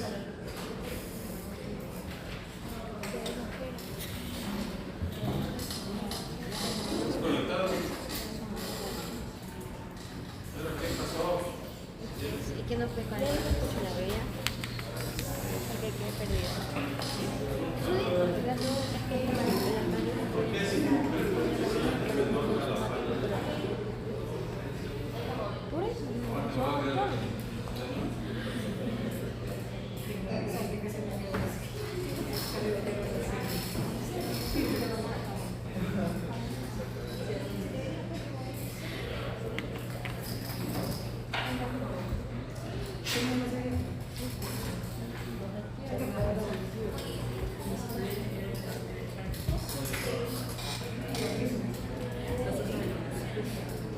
ya, miren, ahí tenemos. Ya. Acabamos de ver esto, no voy a profundizar más. Esta parte de decir un poquito la histogenia, vamos a centrarnos en los videos. ¿Sí? Les pido encarecidamente, la tarea va a ser que usted se vea los videos en secuencia y haga un ensayo de una lista que yo le voy a mandar. ¿Sí? Entonces usted tiene que definirme de acuerdo a esa lista. Cuénteme el chiste. Si no, no sigo la clase. Cuénteme el chiste. No era ningún chiste. Usted se le estaba dejando. La chilejita, los fritos. ¿O es un chiste santo o algo ahí? Le vio bonita. La vida es bonita. La vida es bonita. La clase está bonita. No se preocupe, pero hay tolerancia en esta palabra. Sí, sí. Nada, seguimos. Entonces, por favor, vamos a hacer un listado y voy a necesitar que usted revise sus videos para que haga una descripción con sus palabras de lo que se le está solicitando ahí. ¿Ya? Esa es la manera en la que por su trabajo autónomo podamos cubrir ese punto. O sea, es fundamental que lo maneje. ¿Ok? Por favor, no copie el video con sus palabras. ¿Ok? ¿Listo? Y si es que tiene preguntas, no le quedó claro, no se siente satisfecho con la respuesta que dio, no importa, haga el ejercicio y venga con más preguntas. Se me hace más fácil cubrir las dudas que usted tenga que desarrollar la clase por cuestiones de tiempo. ¿Sí? Es fundamental que esto ocurra para que podamos comprender lo que viene. Y lamentablemente no nos podemos quedar más en este capítulo. ¿Ya? Vamos ahí. Si usted ve, acá nos encontramos con una descripción planimétrica que ya los compañeros de práctica abordaron, ¿cierto? ¿Ya? Como ustedes ven en la imagen previa, el embrión es casi un taco, ¿no? ¿Sí? Cuando ustedes se acuerdan de la notocorda, veían que el embrioncito es como un camarón. Y efectivamente va a tener una porción dorsal, que está pegada al saco amniótico, una porción ventral, de donde viene el saco vitelino, ¿ya? Un extremo rostral y un extremo caudal. Entonces, en ese desarrollo, en esta secuencia, hay que tomar en cuenta que todas las estructuras que se desarrollen a partir del tubo neural van a tener una porción ventral que se corresponde con la parte ventral del tubo, una dorsal que se corresponde con la porción rostral del tubo, un extremo rostral y un extremo caudal. ¿Y por qué es eso importante? Porque entenderíamos o podríamos caer en el error de si es que vemos el cerebro ahí y nos dicen, a nivel ventral podemos observar al surco temporal inferior prolongándose a lo largo del reborde ventral del lóbulo temporal. El reborde ventral, este de acá, está acá. Usted entiende para adelante, ¿no es cierto? Pero el asunto es que si es que el embrión tenía esta forma, ventral será esto y ventral será esto. ¿Sí? Dorsal será esto, dorsal será esto y dorsal será esto. ¿Sí? Por lo mismo, en el desarrollo del sistema nervioso y con el plegamiento que sufre el encéfalo, ventral será todo lo que asumiríamos es inferior, dorsal sería lo que asumimos es superior, acá sí va bien, pues no, dorsal es posterior, y rostral correspondería al extremo más elevado, ¿no? La parte más anterior en el desarrollo. ¿Qué correspondería a eso? Sí, aquí sí, al polo frontal. ¿Ya? Entonces, con fines de orientación o de interpretación del texto, se maneja esta mnemotecnia, esta descripción para todo lo que corresponde al sistema nervioso. Y aunque parezca sencillo, el rato que usted lee, no es que le señalan, pues le van describiendo ahí con dibujitos cada una de las cosas. Le ponen el gráfico, señalan y luego en el texto le describen rostral, ventral, y usted se hace un lío. Entonces, antes de comprender esto, yo cuando era estudiante decía, no comprendo. Trato de seguir el mapa, pero no la calma. Y después de que le explican esto, se hace un poquito más lógico lo que usted está leyendo. De ahí, pues, lo que corresponde a un corte en plano coronal, axial o horizontal y sagital es el mismo. Principalmente ustedes pueden encontrar variaciones porque más que horizontal se puede utilizar el corte axial. A propósito de la tomografía axial computarizada, ¿sí? Que sigue un esquema en el que, bueno, pues el cráneo hace un corte atravesando el eje o axis del cuerpo. Entonces, por eso es que pueden encontrar esto como plano axial más que horizontal cuando hablamos del sistema nervioso. Bueno, de la médula espinal, de los elementos que vimos, no hay mucho que decir. Hay algunas características que valen la pena mencionar, como por ejemplo la distribución de sustancia gris.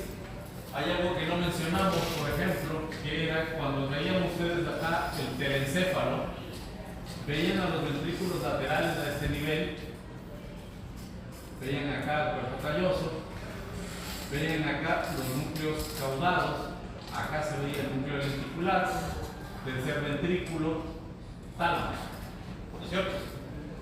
¿Ya? Hay una cosa que les dijimos, que se estuvo repitiendo, que era la sustancia gris. Todo el tiempo va a estar pegada a las cavidades. Podría haberles asaltado a algunos de ustedes, pero hermano, está mintiendo. Si yo veo acá esta cantidad de sustancia blanca que está entre la cavidad y esta sustancia gris. Entonces no es tan cierto que la sustancia gris está pegada a la cavidad.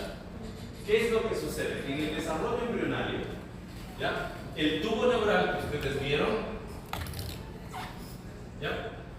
Tiene la sustancia gris, o sea, el grupo de neuronas a ese nivel.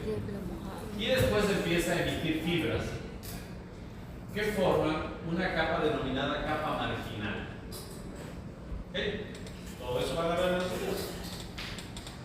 Ahora, ¿qué es lo que sucede? Cuando se forma la capa marginal, ¿ya? Esto a nivel de la médula nos va a dar lo que ya vimos, una H de sustancia gris, con astas dorsales, ventrales y comisura, y la sustancia blanca alrededor.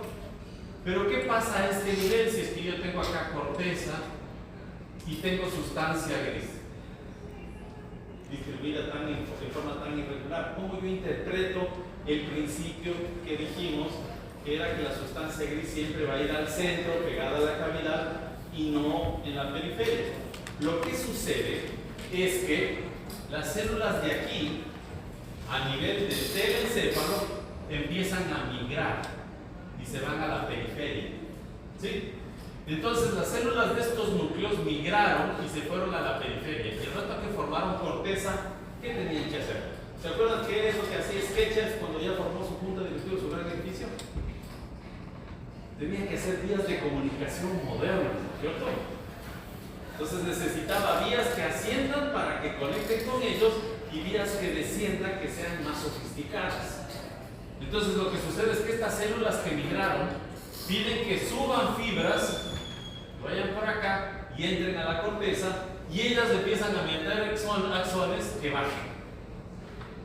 Entonces se forma una especie de cápsula acá, de ducto, de vía, que al atravesar por ahí hacen que un núcleo que inicialmente es una cosa grandota así, que se llama cuerpo estriado,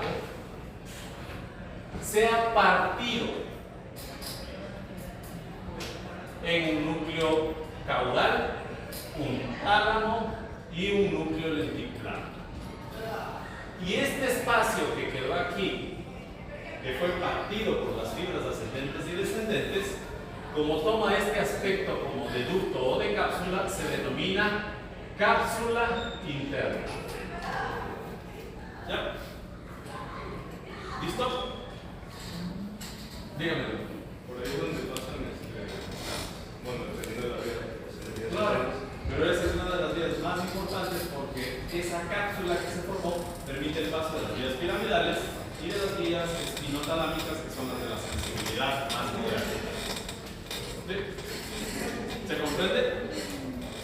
Entonces, solo esa acotación, no es que eso tiene que saber ahorita, absoluto.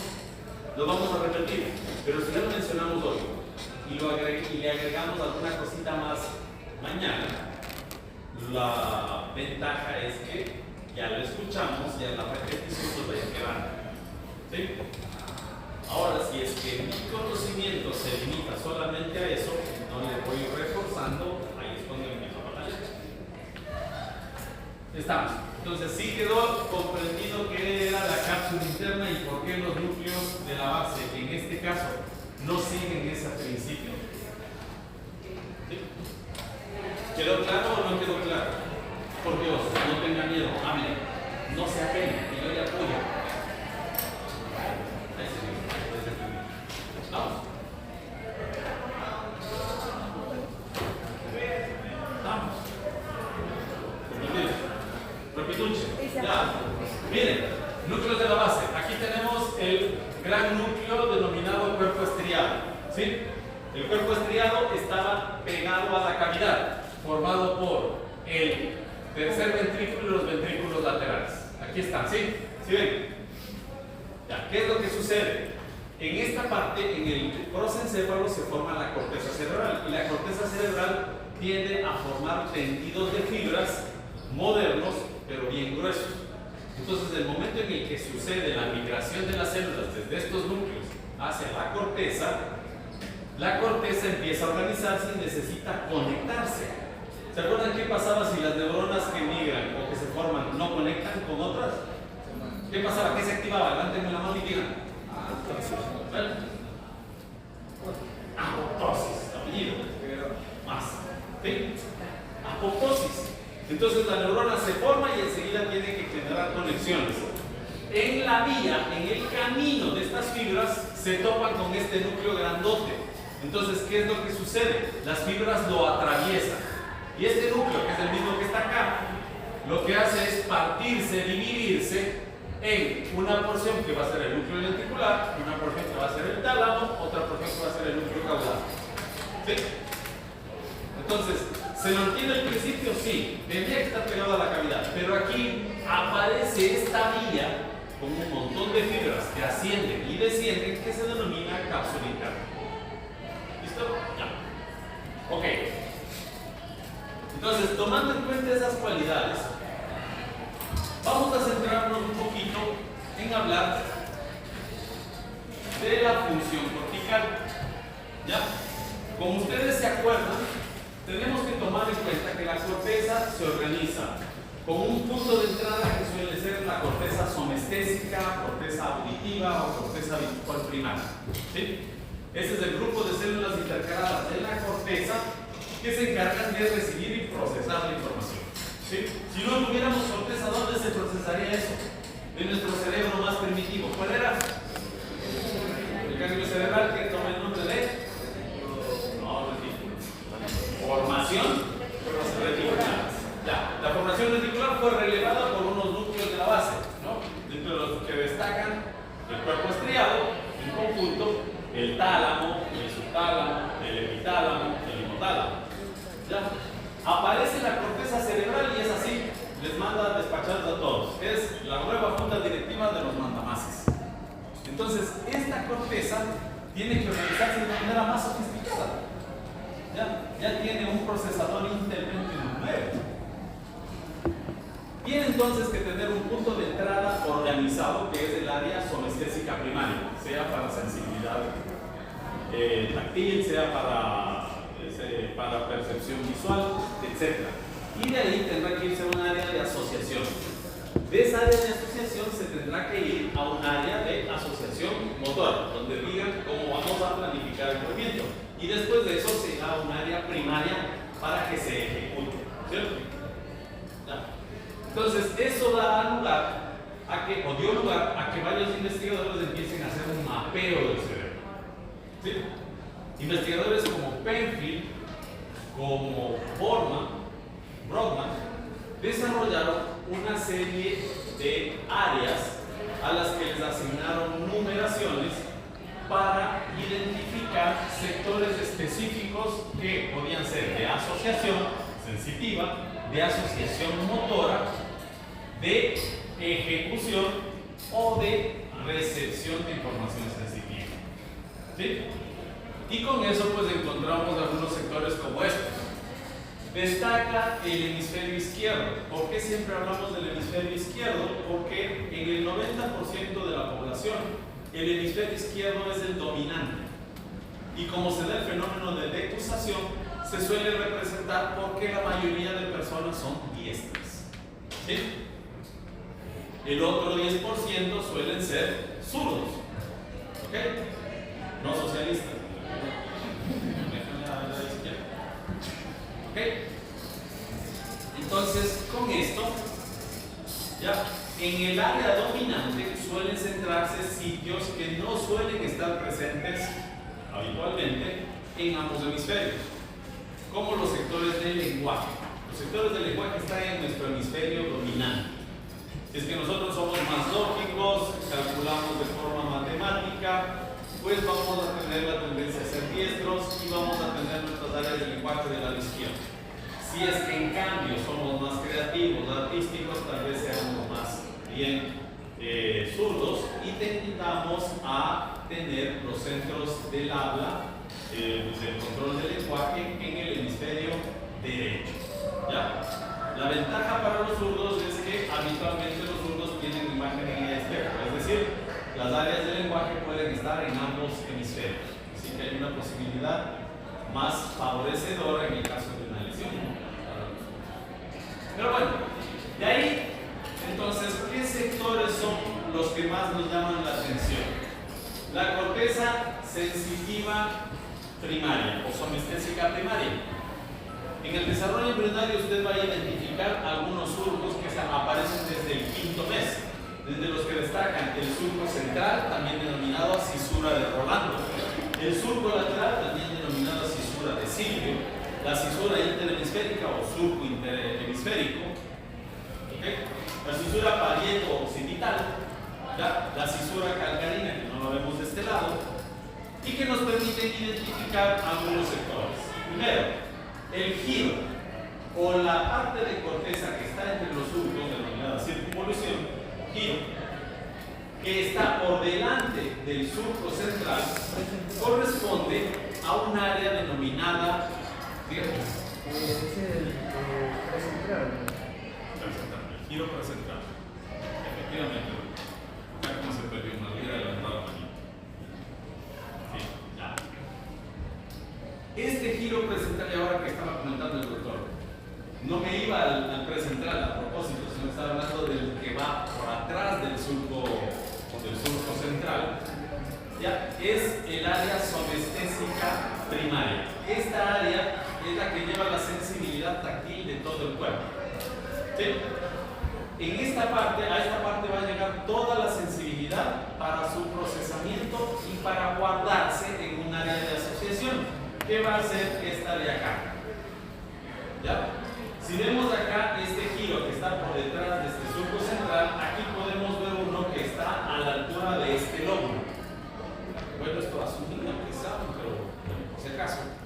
El cerebro tiene un lóbulo frontal, no tiene relación con el hueso. ¿Sí? Es mucho más grande que la superficie del hueso. Se denomina el lóbulo frontal. Este lóbulo frontal, después del surco central, cambia de nombre a lóbulo parietal. Y después del surco parieto-occipital, cambia de nombre a lóbulo occipital. El que queda por debajo de este surco, que es el surco lateral, se denomina lóbulo temporal. Ojo, que tienen relación anatómica con los huesos, pero no se corresponden igual. El lóbulo frontal solo llega hasta la sutura coronal, el hueso frontal. El lóbulo frontal se extiende hasta 5 centímetros por detrás, porque es grandote. ¿Okay? Entonces, hay proximidad, sí, pero no hay correspondencia con los huesos. Miren, el hueso temporal es una conchita de aquí nomás, el lóbulo temporal es medio cerebro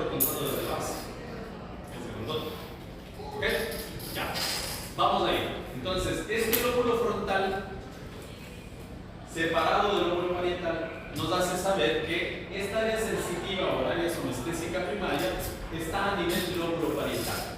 De hecho, algunas funciones se correlacionan con estos lóbulos. ¿Sí? El lóbulo parietal, por esencia o en esencia, se relaciona con la sensibilidad táctil y la asociación sensitiva. Entonces, el lóbulo parietal tiene relación sensitiva, es un lóbulo sensitivo.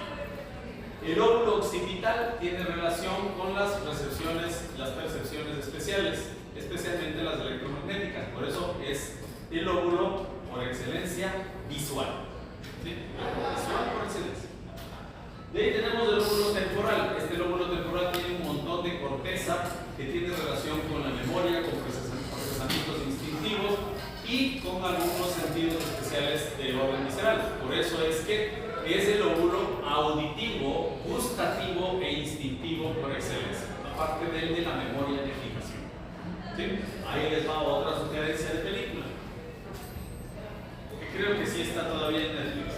No sé si es que lo juego medio sin Netflix, pero ya no es puro cine de superhéroes. Memento. ¿Saben quién es Christopher Nolan? A ver, ¿quién es Christopher Nolan? Al señor, yo fui a ver Batman cuando vi quién era el director. Porque a Christopher Nolan yo le conocí por una película que se llama Memento. ¿Sí? Memento es una palabra anglosajona para describir amnesia de corto plazo. ¿Sí? O sea, la incapacidad para recordar memoria prolongada. La memoria de fijación usted la pierde. Entonces, ya les digo que es una película que empieza en el final y termina en el principio. El testimonio. Está en Prime. ¿Ah? Está en Prime. ¿Ah? En Prime está. Ya se ha llevado a vean si sea chiviada o más. Ahí está. Seguimos entonces. Ya, estas áreas de asociación entonces van a estar interconectadas, van a necesitar procesar la información que ingresa y el área somestésica primaria destaca, es la que se encarga de recibir la sensibilidad táctil. Pero, ¿cuáles son los principios de interpretar este tipo de cosas? ¿Ya? ¿Qué hora es? Todavía le falta 7 minutos. 8, 4 y 8 es. Después, ¿sí tenemos todavía? A ver. Los estudios se basaron en Penfield, en el trabajo de Penfield y Brodmann. ¿Sí? Penfield y Brodmann hicieron sus investigaciones ubicando somatotopias. ¿Sí? ¿Qué son las somatotopias? Son las descripciones en cualquier estructura del cuerpo de representaciones corpóreas. ¿Ya? Hay algunas somatotopias menos científicas que otras. Por explicarles. Por ejemplo, para los egipcios, la salud se basaba en el tratamiento del lóbulo de la oreja. Porque decían que era una persona dibujada a la inversa. ¿Sí? De cabeza. Entonces, si usted le daba tratamiento al lobulillo con quemaduras, le curaba el dolor de cabeza. ¿Ya? Eso es una somatotopia acientífica. Pero Brodmann y Penfield encontraron somatotopias científicas. Y una somatotopia es precisamente el giro central. ¿Por qué? El sector más inferior estaba representando el área de la cara. ¿Sí? La porción central representaba el área de la mano y del tronco, como un área de la mano muy grande. ¿Sí? Y de aquí se giraba al otro lado, representaba la pierna, ¿no? El miembro inferior y un área considerable para el pie. Entonces, eso dio pie, cabida a una gráfica que se llama el homúnculo de Penfield. ¿Sí? El homúnculo o hombrecillo de Penfield me permitió identificar la somatotopia del cuerpo para saber qué parte de la corteza recibía la información sensitiva de qué cosa. Entonces, esta porción recibía la sensibilidad de la cara. Si se daña esa parte, yo tengo anestesia de la cara. Si es que se afectaba la parte del brazo, pero se presentaba alteraciones sensitivas de la mano y del brazo. ¿Sí? Si es que se afectaba el sector del pie, lo mismo. Y esta estaba junto a la corteza premotora, la corteza precentral, que es el área motora primaria.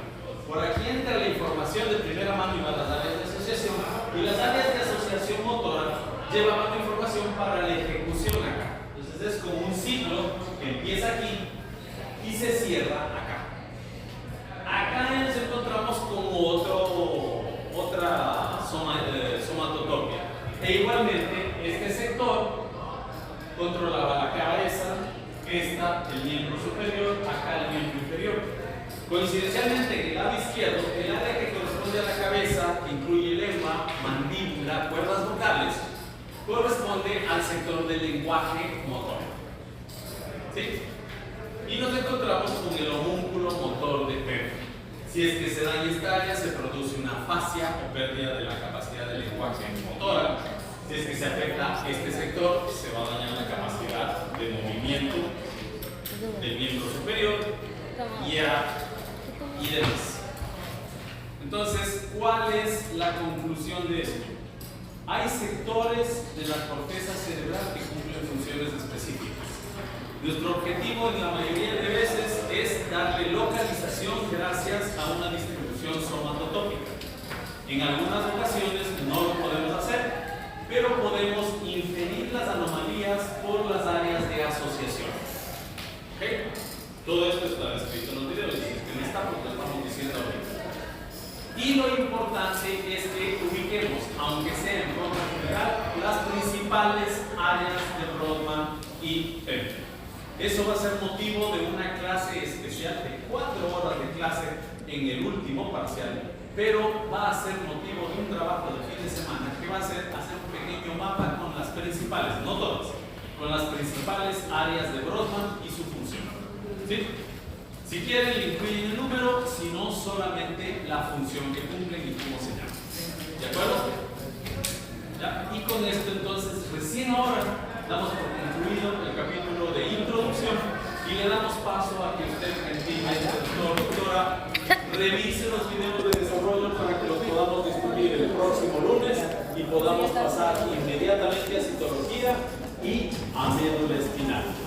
Nos toca ir volando. Por favor, damos las pilas que les quiero bien formaditos cuando acaben este semestre. Muchas gracias.